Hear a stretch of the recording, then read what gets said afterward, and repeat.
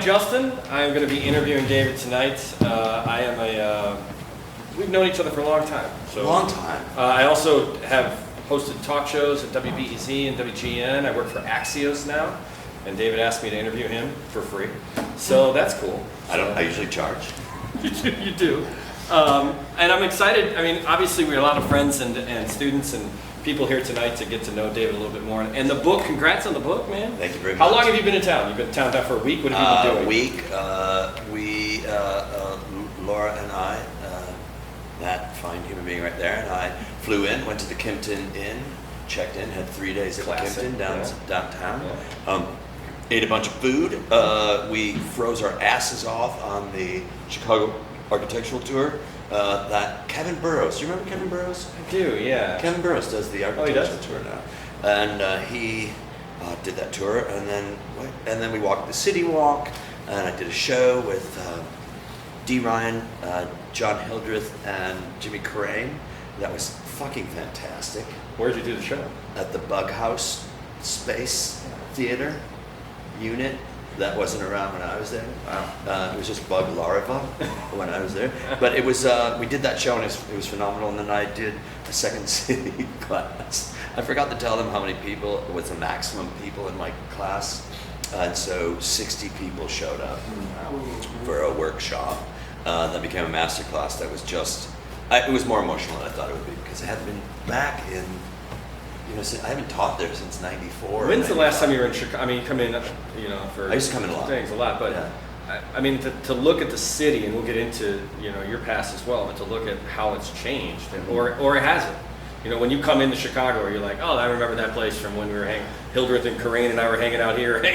Yeah. Like, do you remember that, or is it like, most of it's like, that building used to be I.O., and that building used to be I.O., and that building used to be I.O., and most of it's like, where was I.O.? And we're down the street from that used to be the Annoyance, and that used to be the Annoyance on Lincoln and Clark across the street from the Metro. But most of it is like walking through Second City. I have no idea what that building's about anymore. It's like walking through a metastasizing tumor because it's like, what? Well, that wasn't here before. Too soon? No, there was a fire. Oh yeah. But that's the first time a fire ever made things bigger. I don't know. It defies. There's a lot going on there. There's a lot going on there, and it's like that used to be a porn theater, and now it's a classroom for children. Like, oh boy. And that's the rebirth of Chicago right there. That is the rebirth of Chicago. Right where we're at, this place, to think about Belmont and Clark back in 1990, 1991, to think about the Cafe Voltaire, which was right around the corner here, to think about the not just the punk culture that was on this block, but the improv and acting community that was in this area. Do you tell us about that for people who don't know it? This used to be the epicenter of alt culture that was really, was all Chicago. If I'm not mistaken, I think this was the building that was owned by a Japanese woman. Yes. Yeah, Yes. that was owned by the woman that was actually Tokyo Rose, right? That's right. Yeah, so that was this building was owned by, do you remember her name? Tuguri. Yeah, Tuguri. So that was here. So in the middle of all this was like, that's the traitor who would say, hey Joe, come over here. And so there was that scene, and there was the alley that was rough and tumble and so fucking cool down there. But I.O., when we went to, Improv Olympic back then, it was just the epicenter, like all these fucking cool things that were going on at that one space. It wasn't just Dell and Improv Olympic, but there were other shows that were going on. And then when Mick put together Splatter Theater and the other shows that we were doing there, it just seemed so fucking alive. And nobody was, I think that it's so hard to understand, and most people probably don't give a shit, that nothing before Dell and Sharna had that space over there. There wasn't anything called the Herald. There was, but nobody knew what it was. And Mick and Jennifer and I were talking, and he pointed out, I think we're the second or third house team. Not there, but anywhere. Right. Anywhere. It's crazy. It's going to be hard not to be like, isn't that right, Mick? Isn't that right, Susan? Yeah, right. Like all these people Yeah. And I Just remember for- meeting Susan. I remember meeting Susan and chatting with Susan. And Susan says that our show was the first improv show not first Harold she'd ever seen? Or? Yeah, the first 3 improvisers I met were you, Mick, and Rich Label. Oh, and you still stuck it out, which is amazing. You know, but all those people, it's fucking crazy. It's crazy. It's crazy. And I was telling when we were chatting yesterday that I remember where Del was doing. It was a show that was developed through improvisation called Honor Finnegan and the Brain of the Galaxy, right? And one night, because I think I watched that show like almost every time I was there. But that was another thing. You fucking supported everybody. You went to the show. You knew the show, and you knew everybody in the show. And it was this community because again, there wasn't anything like that. It's huge, and I mean, it's glorified the sort of early to mid '90s in improv in Chicago as a community that everyone's always strived to. The next generations have strived to emulate that, and they haven't come close. But I want to say one thing. In Sam Wasson's book, Improv Nation, he calls the time that we were all there in late 80s, early 90s, he calls that the golden age of improvisation. And I think that's just like, why do you think that is? Why that time over the late 90s or the mid 90s with UCB or the next movement of people who come it was just there? the experimentation that was going on. It was just a huge experimentation, and we were doing. I think that if I'm remembering it right, we were doing shows before the Annoyance. It was called Metroform, and we called it Metroform because we did shows on the top floor of the Metro, the Cabaret Metro, right. And we would do things like. This is what I remember, and this is the way I remember. This is the way I remember. Let's get into it. I remember that people wouldn't be able to get into Herald teams at Improv Olympic. And I remember Mick and a bunch of us talking, and I remember thinking, how do we get these great people who aren't on a team into a show? And so we would come up with forms, our own structures that weren't the Herald, but it was like Queen for a day. Like, what if you became Queen for a day? Or you won the lottery. And those became forms, and then those forms led into other things where we're starting to open up our minds and going, what else can you do? But it was also the time of vampire lesbians of Sodom, right? Wasn't it around that time too? It's like, what the fuck is that, right? And then splatter theater. But people were more willing to do anything because there weren't rules, I think. There weren't rules, so there was the Wild West. I do think that that's a great thing about Chicago improv, and as it's, it ebbs and flows throughout time, there is this sort of mainstream, I made it to a Second City stage, or I made it to a team, and then there's this an alt that's I didn't want to, and I started my own thing, and you see that kind of now with the Logan Square improv folks, and the Annoyance is the OG of that. I mean, this idea of Chicago seems to find creative spaces and places without it having to go through the mainstream. Right. Well, I don't know if you remember how few theaters there were before Richard J. Daley died. And then when Richard J. Daley died, something happened with zoning or something like that, and so people were opening theaters in fucking everywhere. You thought you weren't going to get a Richard J. Daley convo today. Yeah, here we go. I love it. But what was also cool is how many.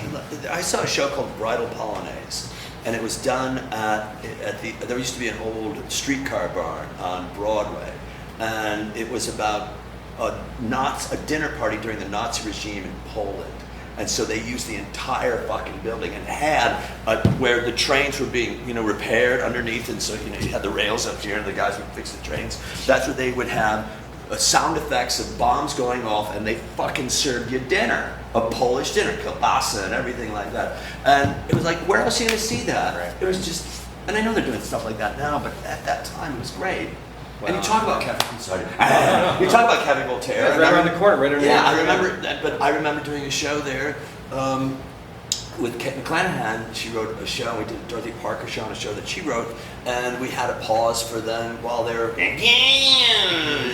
right, which was just so cool. It's just so cool. Yeah. Well, your career. I mean, you talk about it in the book, but I mean, you kind of entered improv through acting.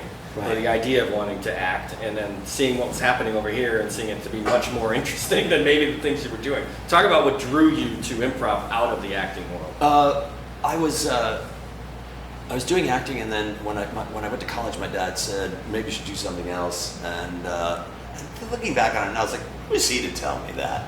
And so I got a degree, and I studied photojournalism, I did that for 4 years. I became a photographer, a press photographer. I was a stringer for UPI and AP, and then I became the photo editor of the paper over there. And then my 5th year of college, I went, I got an audition for something, and I auditioned for a play, and then it was all over, like fuck journalism. I auditioned for a play, I came back to Chicago after graduation, and just started auditioning at places, and I got a part in the Buckeye, ironically at the Metro, Cabaret Metro upstairs. Cabaret Metro, am I getting there yet? Yeah. The Metro. No, they just call it Metro now. The Metro, It was Cabaret Metro. yeah. But that was when everybody spoke French in Chicago, so we had to say Cabaret, the Cabaret Metro. So we had a show up there, and then I auditioned for a bunch of other places. I auditioned for a bunch of other companies, and one of the companies that I auditioned for was Geese Theater Company that performed in prisons across the United States. And they were doing non-comedic improvisation mask work in the joints.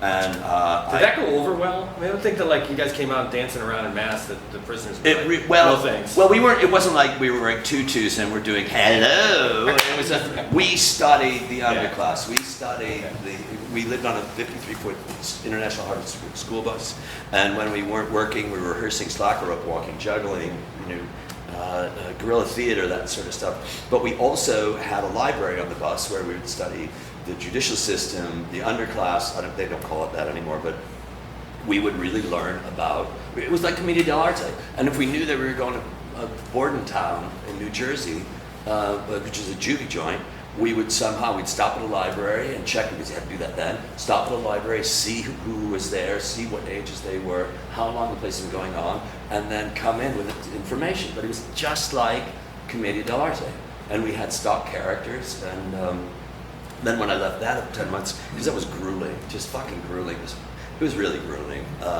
And I was surprised how much it meant to me when I was writing the book. I was surprised how that chapter just got bigger and bigger and bigger as I kept thinking about, and I get really moved by it.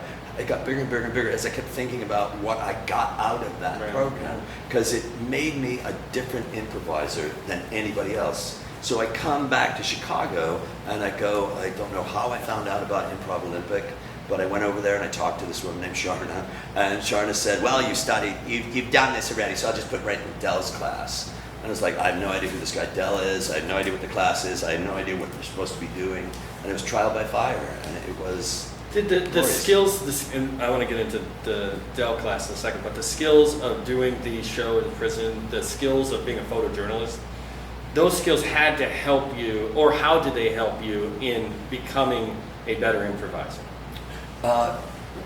Because I was the photo editor of the paper and the photographer, the photo editor was really fun for me because I was able to crop the pictures to fit the page, and how, one picture, because I would be there until 4 o'clock in the morning, put the paper to bed, and the printers would come up, and so it was like, where are you going to put the picture so that the headline flows into the picture and the picture supports what's underneath it. So it gave me that, because I would do that 5 days a week.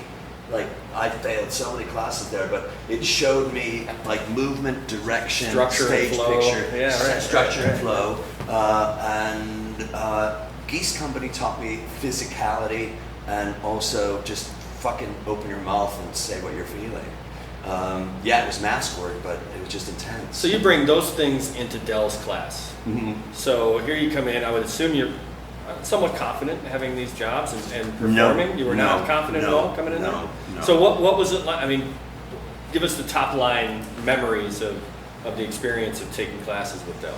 First off, you got to remember, and I know we just talked about it, there wasn't anything like this at all. So I'm watching a group called Barrett's Barracudas, which was studied with Dell. Dell taught them how to do this thing called the Herald, and I sit and I'm watching and I'm going, I have no idea what's going on here, but this is some of the most fantastic work I've ever seen. And it was selfless, and nobody introduced their names. You didn't know who the fuck they were, and they were connected, and I just kept thinking, I want that. I want to get that level of connection. And Dell had, Dell was I guess the French word would be jagoff. And he was just a mean fucking person. Yeah. But he also had a lot of information that I couldn't get from anybody else. I didn't need a guru. guru. A lot of people went to him for a guru. I didn't need a guru, but he taught me about learn as much as you can about as much as you can. And he would bring shit in. And he went to class that he would, he did this a couple times, maybe he ran out of stuff to teach. But at the beginning of the class, he would say, all right, what are people reading? And he said, I'm not talking about you. Here's what I found. Oh, right, I'm not talking to you. What are you reading? And he would say, I don't care about theater books. And he would talk about all these books, and when you mentioned a book that he, a book on whatever, he would know the author, he would know other books that was read, he would know an author that was like that author, and I was like, that's the kind of mind, that's inspiring to me. Yeah. That's really inspired me. And also to the community that was there, I know Mick was there and Susan was there, and we'd get together afterwards, and people still do it, and talk about what you saw and break down the scenes and break down the structure, and people would go, yeah, the shitty show tonight, but you're going to do better. Like lying. And it was just so, I don't know. It reminds me, you were there. I came in in the mid '90s, did the Second City Conservatory, and then I was in a group called Schadenfreude, which is a sketch group in Chicago. And what I remember more than anything, thank you so much, thank you for that. But what I remember was we had Michael Gelman was one of our teachers, and at that time it was a different Michael Gelman than the Gelman and he'll talk about that. I know he'll talk about that. Yeah, he'll talk about it. But I remember him saying the same thing. I remember him asking us, and it was just a bunch of us after class, he's like, have you seen Sling Blade? That was what the movie was at the time, right? And everyone's like, no, and he's like, fuck all of you. He got super pissed because he's like, this is your job. Right. He's like, your job is to know the pop culture references of the hot movie or all the different books that others have told me throughout time. Like, you have to continue to read. You have to be ready for any reference that's going to come your way in this game. And I thought that always stayed with me. Like, even though I don't give a shit about Avatar, right? I'm like, I should probably watch it to know what they're talking about. But it's also you work in culture.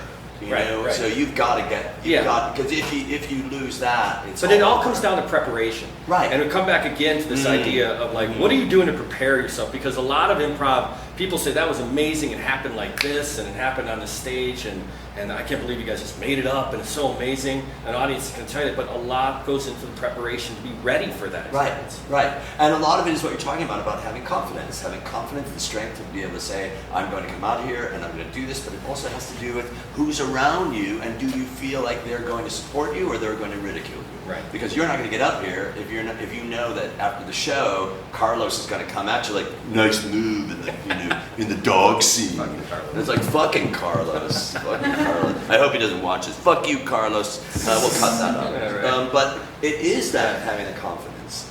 And when Del would come at you with a compliment, it would be like, Jesus, man, that was amazing. But when he would come at you as a mean person, it's like, I never want to get on that stage again.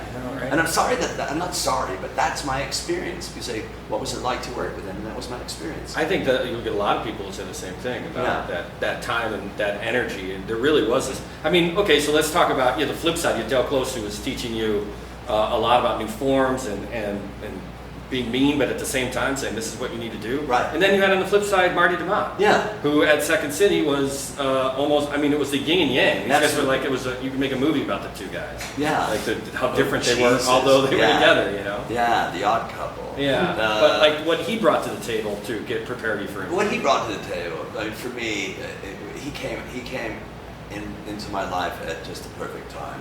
But he also would come out. We would do show. He was a teacher. He was a teacher. He was a friend. He was a teacher. He was a friend. He was a mentor, and he was the kindest person. The way that he taught was kind and open.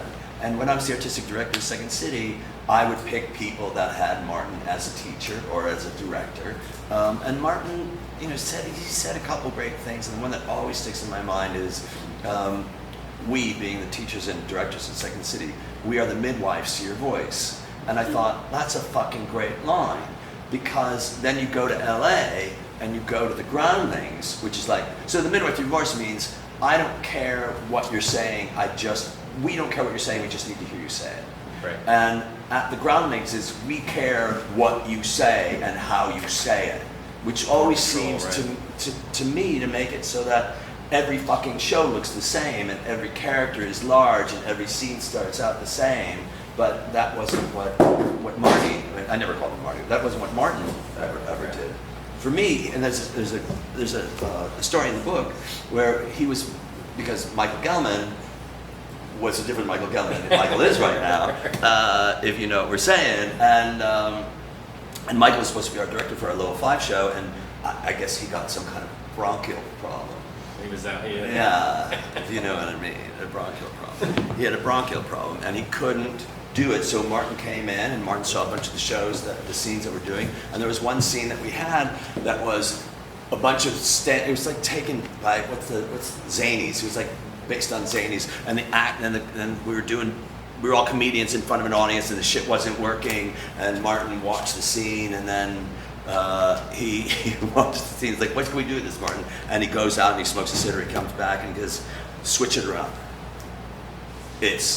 You just hear what the comedians are saying off stage, but the scene takes place backstage, and you see the humanity and the relationship between the actors up there, I mean the characters up there, and fuck your jokes because Second City doesn't do jokes.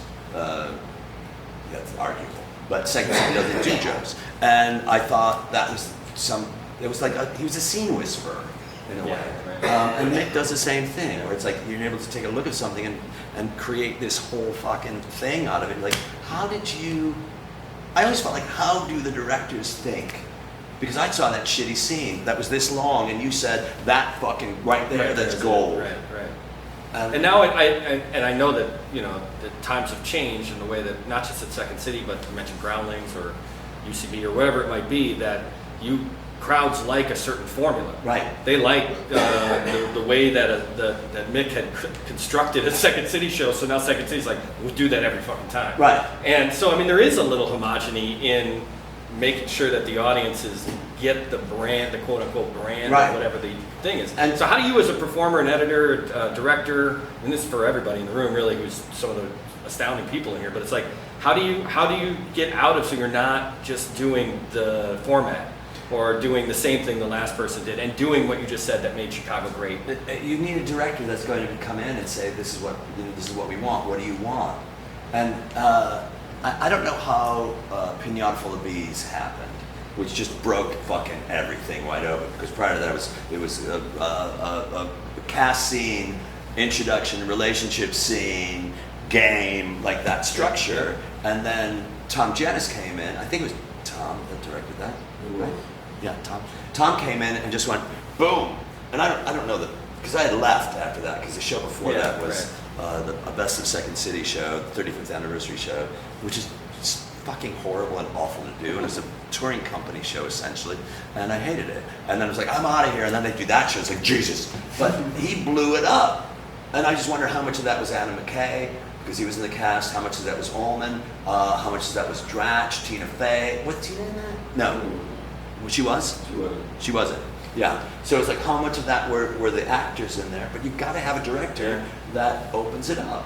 Well, we could have a whole conversation about that. We have had a conversation just about that time. And let's go back to your time. At what point in the early 90s, I guess this would be, when you start taking classes with Del, the Herald starts you start to realize it.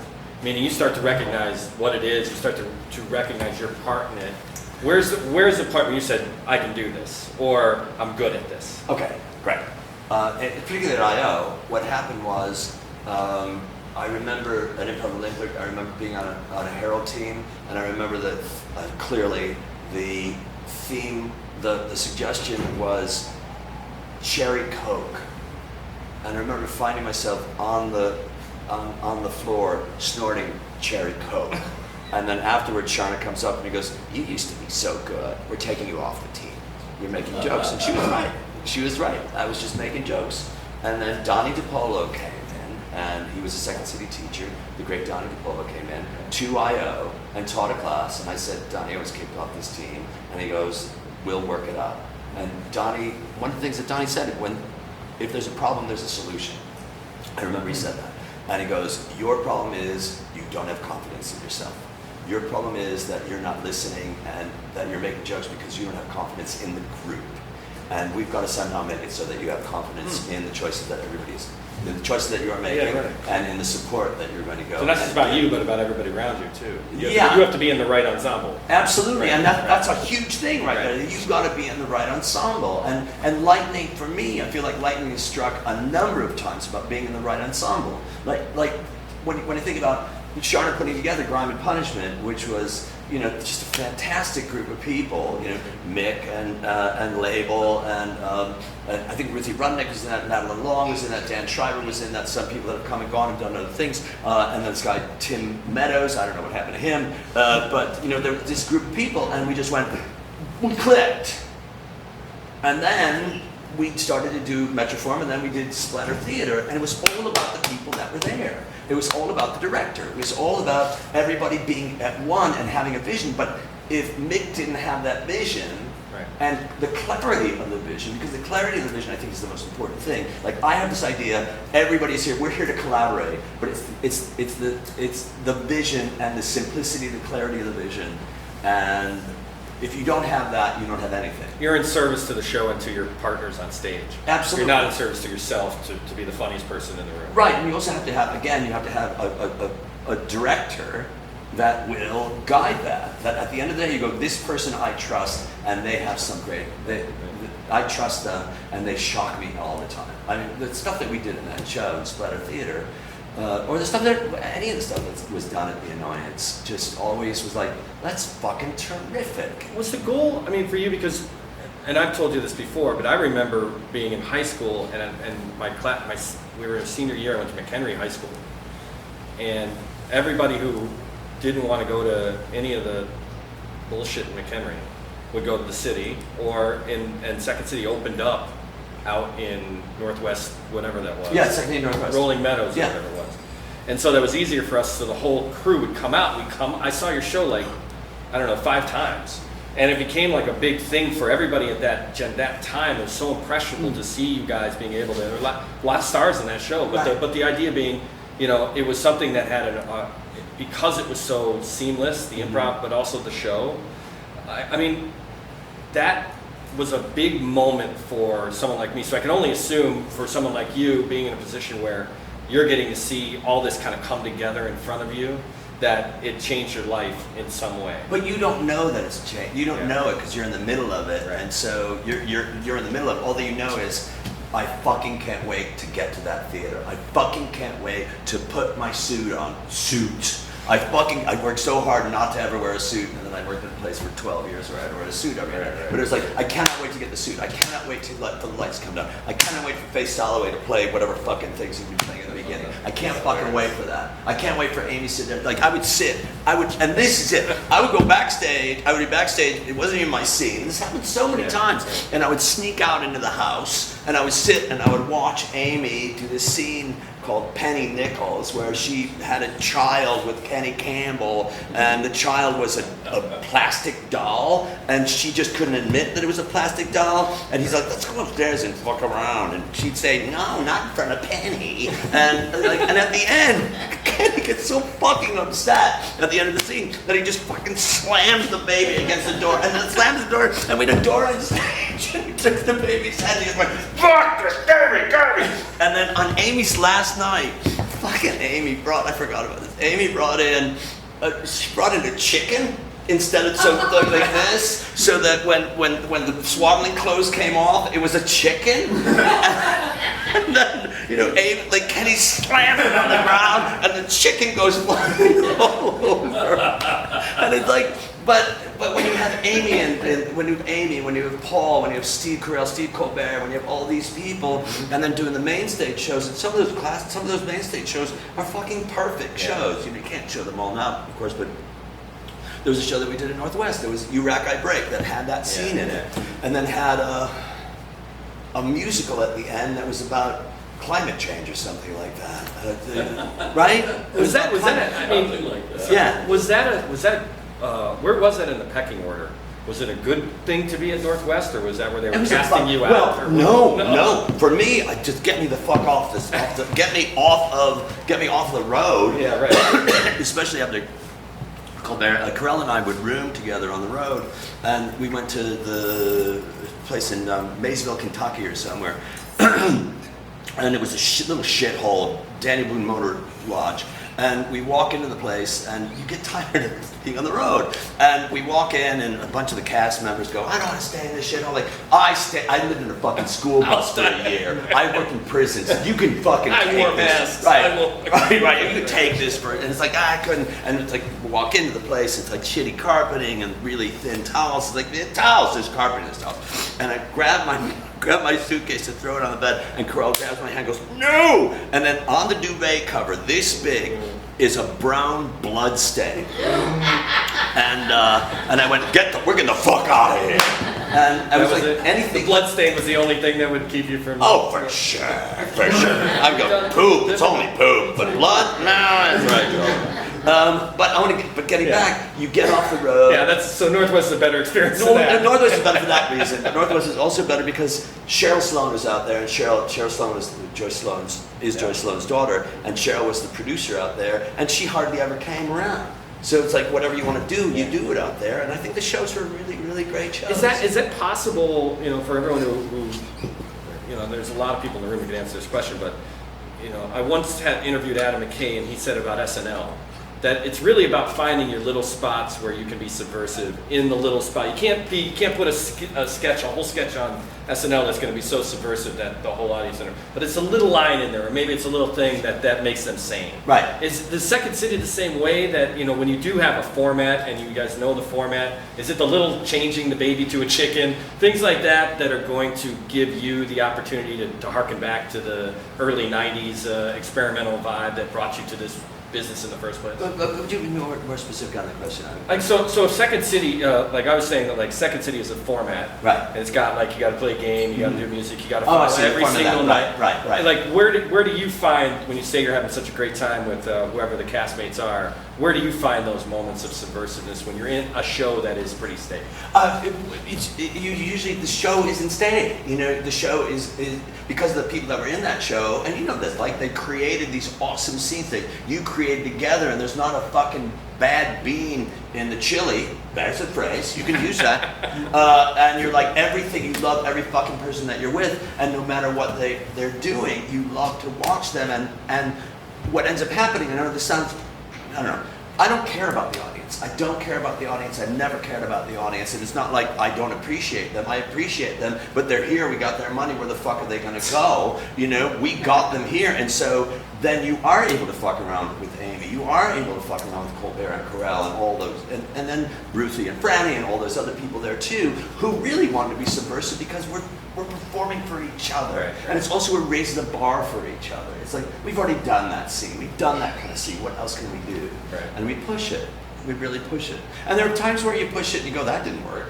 There was a show that was called, that Nate Herman directed, that lasted for like 15 seconds. And it was a parody of Our Town and Spoon River Anthology. On the ETC, right? What's that? It was on the ETC stage. It was on the ETC stage, and it was Anthology. it was Derek Blakemore. This is the title. Derek Blakemore presents the Heliotrope Players performing. What's the name who wrote Our Town?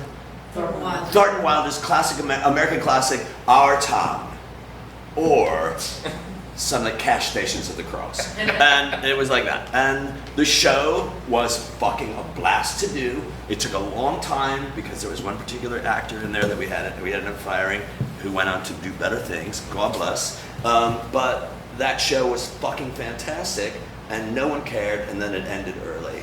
And I loved that show. I just loved it. I loved all of it. And it was really sad, but we understood because it didn't match the format. Right. And the people are coming to see this particular thing. And it wasn't that particular thing. When you guys were having these moments where you're doing, you're having these great moments with your cast and you're on top of the world. Are you thinking about your future? Are you thinking at that time? You hear this all the time in Chicago Improv or in the classes and theaters. You know, it's the stepping stone to whatever's next. Are you thinking at this point about Hollywood? Are you thinking about Saturday Night Live? No. That kind of vibe when you guys are on stage at Second City? No, and I say this, and it might be hard to believe, but I never had any faith in myself. I just never did. For me, it was, I've said this many times, I never wanted to work at Second City. I never wanted to work there. I'm from Chicago. I would come here after youth group on Thursday nights. We'd have youth group meeting, and then go to watch the set. And I would look at the people there, and I'd go, they're Catholic, they're beautiful, they're funny. I'm none of those things. And when I started taking classes, Mick and a bunch of other people started taking classes before I was taking classes. Because I was holding on to I.O. while these guys were at Second City, and when they were got the training center there, I'm like, maybe I should get in the training center. And then I would watch, I would audit every fucking scene that I could, because I knew the people that were in there. And I would audit it, and I would start looking at the teachers, how the teachers were dealing with the students, how the students were dealing with themselves, and I was there all the time. And that's what gave me more confidence. But I always said this, if it ends today, every day I felt like if it ended today, I got my money's worth. Yeah. And every day, at the end of the day, I got my money's worth. And I remember when a bunch of us auditioned for the touring company, I got in and those people didn't. Some of my friends didn't. And I felt like there's been a mistake, because I don't belong there. And they belong here, because they're funnier, they're smarter, they're more confident, and I don't belong here. And I get emotional about it because I love them so much and I wanted them to come with me. And I felt like there was an injustice done because they were so inspiring to me, and how can they not be here? They eventually did, you know. Okay. I wonder, as a teacher, as someone who now teaches the next generation of students, how that experience helps you. Like the experience of that feeling of not feeling like you're wanted or that you're good enough. Mm-hmm. Like do you keep that front and center as an actor, as a Absolutely. performer, as an instructor? I do that as an instructor. I've always, because there was a teacher at Second City. There's a teacher at Second City who I remember it was a character class, and we all had mirrors up, and he brought in mirrors, and this guy would also do things. And what you learn from teachers what not to do is really huge. So he would go across the street from Second City to Treasure Island. He would buy a half a rotisserie chicken. He would sit in the back row. He would go. You would hear him rap, and he goes, "Everybody, move, get on stage and move around the stage." And it was like, and it was this. It was like.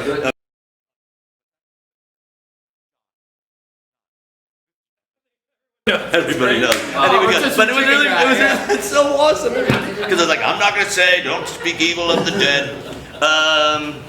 But it was like, so he would sit in the back of the room, you'd hear him open up the tin foil, and he'd be like, fill the room with energy. Fill the theater with energy. Fill the room with energy, fill the theater with energy, fill Piper's Alley with energy, fill Old Town with energy. And then when he got because he got all the way to the end of the universe, you knew that he was halfway done with his chicken because he then brought you back. And he goes, and fill this room with energy. Okay, we're going to take a 15-minute break now. I lost my hands. So one day, there was a guy up here, there was a guy that was doing it, I remember, there was a guy that was doing a scene, doing what asked him to do, and he wasn't getting it. The student wasn't getting it. It was partial part of the student. Of course, it was part of the teacher. Of course, it was part of the curriculum. Of course, it was all that thing. So he gets up with his chicken fat hands and comes up and goes, "What the hell is wrong with you? Why can't you turn around?" And he fucking reamed him. He reamed him, and then he turns around, walks back to his seat, sits down, and goes, "Try it again." And I'm like, "Try it again? Why the fuck would you try it again?" I would say, "I'm out of here." Yeah. And I at that time I thought, I will never ever treat this like it's junior high school. Right. And if somebody's having a problem, and all my students know this, I will spend as much fucking time with that student, and I will never say, I don't think I've ever said this, "You'll get it next time," because I think that's bullshit. And I'm sorry if you feel like I'm wasting your time while I'm talking to this person, but there's going to be a time where I'm giving you that attention, and you're going to want that attention. I think it's an area of this business that doesn't get talked enough about, that I think there is a strength in numbers, in the way that most people that get into this business, regardless if they're the funniest person in the room or they're the best improviser you've ever seen, are scared to death that they don't belong. Right.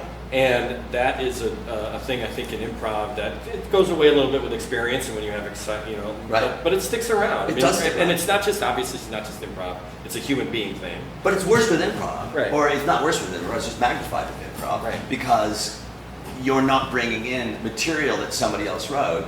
It's up to you to bring in yourself and to show yourself. And a major thing is, let's talk about self. Let's talk about, before we start any improv, let's talk about this being the greatest existential experience that you can ever have. You're on stage, but you're not on stage. You're doing this, but you're not doing this. You are experiencing, but you're not experiencing it. And even if you think that you're not experiencing it, you're experiencing it, right? And this is a dream that we're making up. And this is a fucking dream. And I've stopped calling them scenes, and I know it doesn't matter, but I'm calling them glimpses. Because if I call it a glimpse, it's not a fucking big deal. But if we call it a scene, it's like it has to have a moral at the end or something. Right. It's like, it's just fucking, we're opening up the curtain and we're watching how somebody showers and we're closing the curtain. Right. Like, we're opening the curtain, we're watching what's going on, not necessarily showers. Because some people have glass doors on them, right? Sure. But you know what I mean? Yeah. And I think that it is not talked about enough, and I think that what ends up happening is you have that Dell, and you have teachers that are watching, you have students that are watching Dell who think that's the way it goes.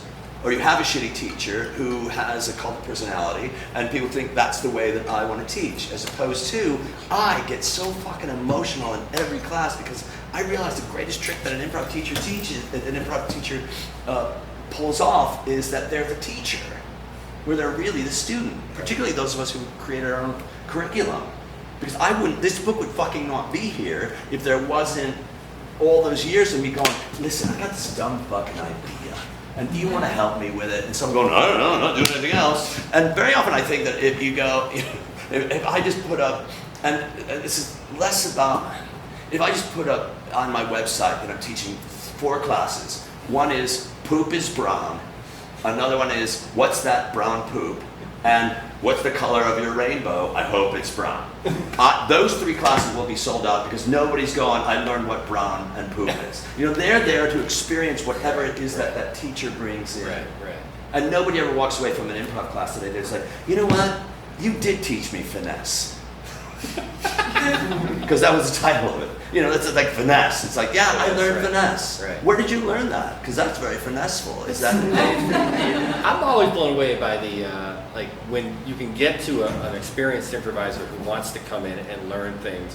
I know that you know, their classes here, but also what you're doing, of course, you talk about finesse. I think Jimmy does a slow improv, but the idea of trying to find different ways to approach the material or the stage than they were taught at the beginning. Right? I mean, that's really what it is. And I'm not saying that's on Dell or any of the schools in Chicago. It's just like there is like the teacher said, bring the energy to the room. Right. And that is usually construed as get up there and be as loud as Right. Or as kinetic as it can. So right. how do you see that? I mean, when you talk about finesse and you talk about like are these advanced ideas for improv, or should they be taught at the beginning? I think they should be taught at the beginning. I think that they should be taught at the beginning. And I think that one of the things in this book, there was a particular teacher that we have, an iconic teacher, who saw that I was teaching no, like accept the no, start with the no, don't deal with the no, don't deal with the who, the when, the where. And they got upset because they thought I didn't work this long and build this theater that has 2 initials so that you can ruin it. And I'm like, you know what? This is you've got to read the book. You've got to find it out. And whatever it is that I'm teaching, part of it is because I studied with you, right? And I don't know if that answers it. No, but that I mean, you hear that all the time. Musicians and actors, they're like, you taught me the right way so I can learn how to fuck it up. Exactly. You know, that's the idea. Right. So, and so a lot of the book for me, there's seminal parts in the beginning of the book. Is half the book is memoirs, which is like that. phenomenal. And then it's really, really cool. And but a lot of that has to do with what the Annoyance, and that's why it's so fucking. I'm so glad I'm doing this here because the Annoyance taught me subversiveness. The Annoyance taught me like screw puppies, which is like if the evening didn't have one reference to somebody filleting, some priest or priest get filleted, right? Like that, the evening's a waste. Right. That sort of thing. Something you can't do now, but it's that like that's where I learned to express yourself in that way and how to do that and where to do that and not to start out with that but build up towards that. And so, you know, splatter and just the real Brady Bunch, you know, in a way was like it's camp, and how fucking fun is that to be camp, and it's a particular style. Say what you want about the show, but it was really fucking fun to do. Yeah, right. And it was, and again, it's camp. So the more, it's what you're saying, the more that we know, we can bring to the stage.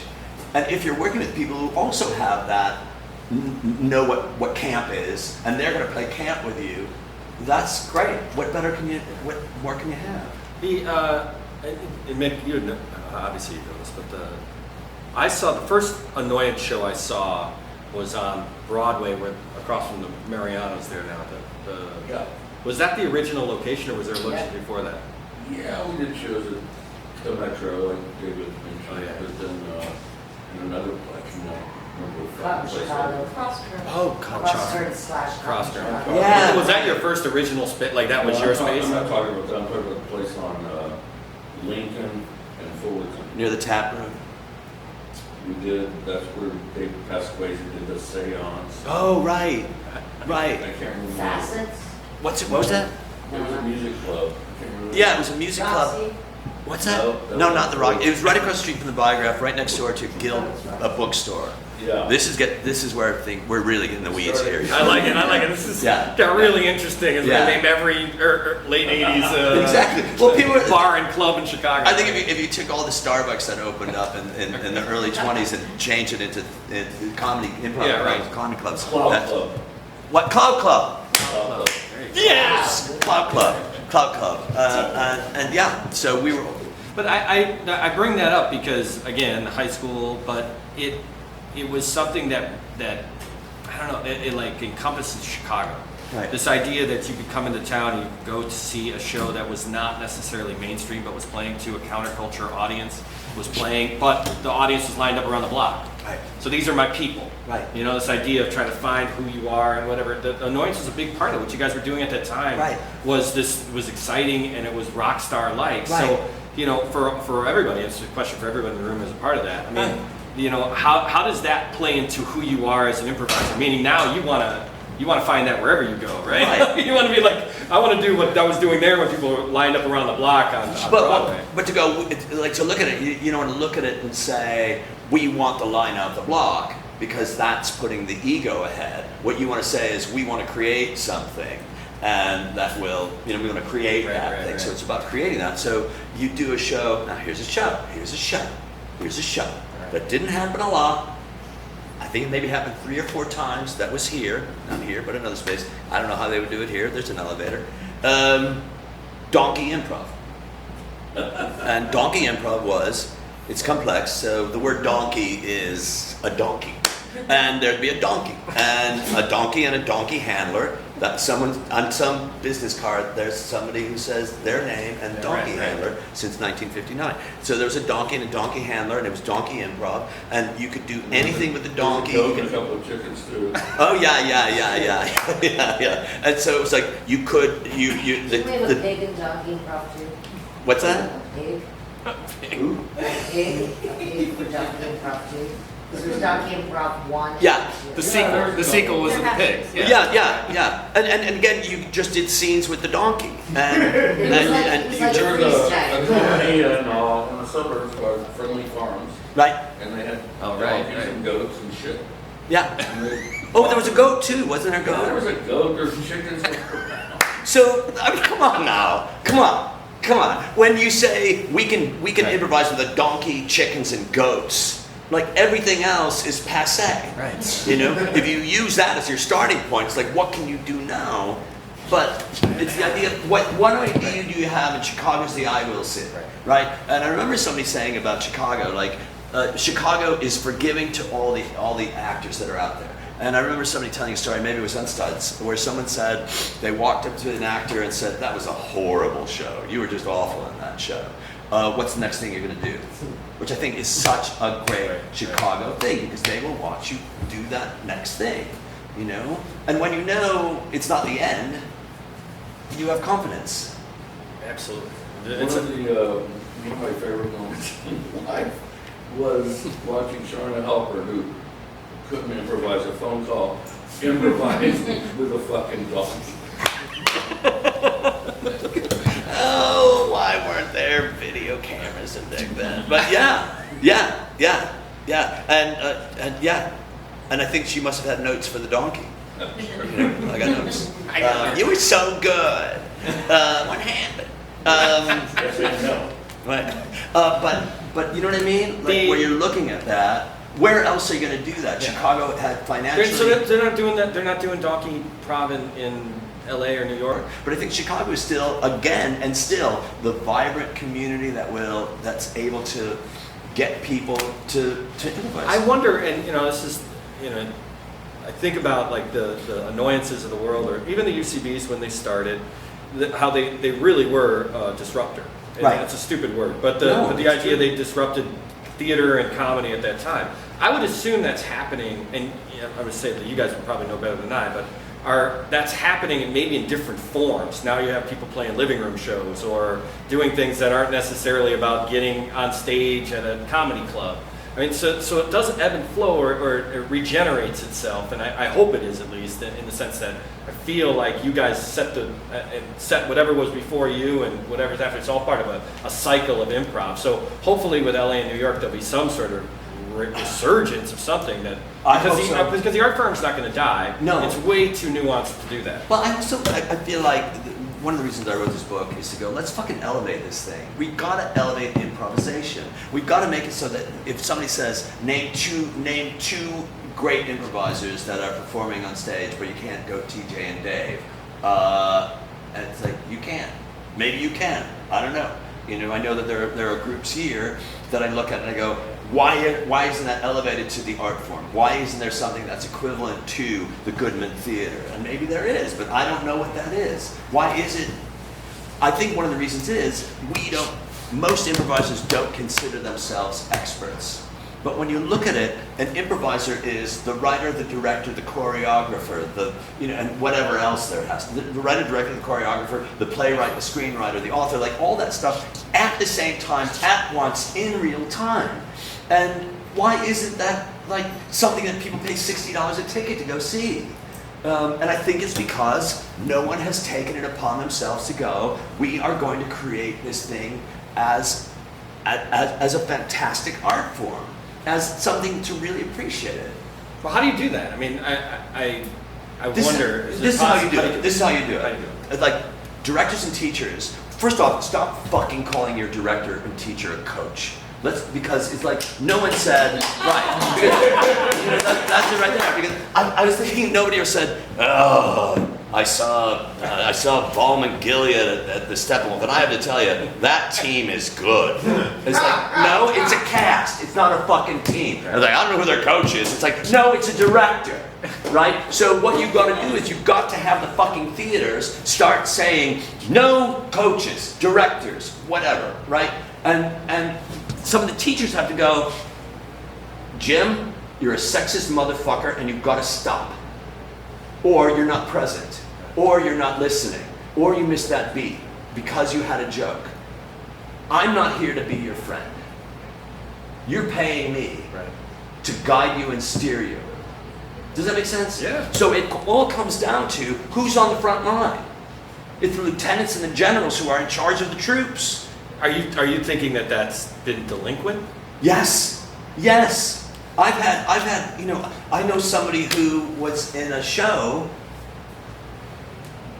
and this woman was in a show, and this other woman called that woman essentially a cunt, and it was out of place, and it was out of time, and after the show, the director or teacher in there didn't say, where did that come from? Right. It's like, well, that was surprising. And it's like, no. You could say cunt, I don't mind, but it better be in context. Right. And so not enough teachers or teachers, directors and theaters are taking that and elevating it. And it's got to be elevated, and the elevation comes from somebody saying, this is what I want. What's the dichotomy between teachers like yourself others who have mastered the form and want to take it on to the next generation, to the others who could be teaching, but they're successful on TV or they're successful in film. Like I think of like a lot of the crew that I ran with in the 90s, they could all be great improv teachers, right? But right now they are hosting talk shows, or whatever it might be. But I just think that that's the way they went. That's the way it goes. So like, what's the relationship? Should they, I mean, they're obviously in their career. That's where should they be thinking more about the next generation of people coming through, or that's no. That's your job. Yeah, it really is. It really is. That's my job, and I don't mind it. I don't mind it. But I got to tell you, this didn't come easy. Most of the classes that I've had, I have had people fight me on all of this stuff. They fought me on saying no, saying no. Don't start the scene with a suggestion. Don't start the scene with exposition. Don't ask questions. All these things, and people are going, "This is really hard for me. This is really hard for me." It's like I get the people like peers of yours or students.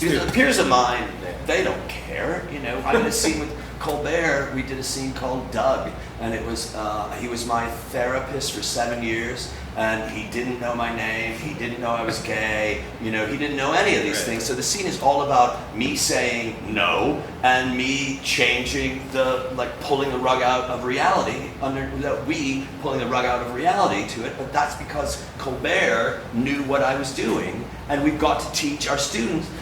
God damn it, I don't know, I get so mad at that, and why did you use your turn signal? But a lot of this is like we're not, there's no other art form that tells you what not to do. What book doesn't have the word no in it? What book doesn't have questions in it? What book doesn't talk about someone who's not there? What book doesn't have a fucking negotiation? I'm sure there's plenty of books that don't have negotiations, but that's the only one. But you know what I mean? Why is it that there's a set of rules that we have, and that set of rules is why this hasn't fucking exploded or been given? But aren't the rules there because without the rules, people have put a lot of shitty improv on stage? I'm not saying you don't have a foundation upon which to work. Right. I'm just saying that when you say don't say no, don't deny, like how does that work? Right. And I've discovered how it works. I think there are a lot of people in this room that I've worked with and that I've studied with who know how to make it work. So why are we teaching that at the beginning of an improv class instead of saying, let's start with the emotional content and then we'll determine where it is that you are? Because for me, starting with the emotional content, and I think that what Mick says in one of his books is, essentially take care of yourself and you've taken care of the scene.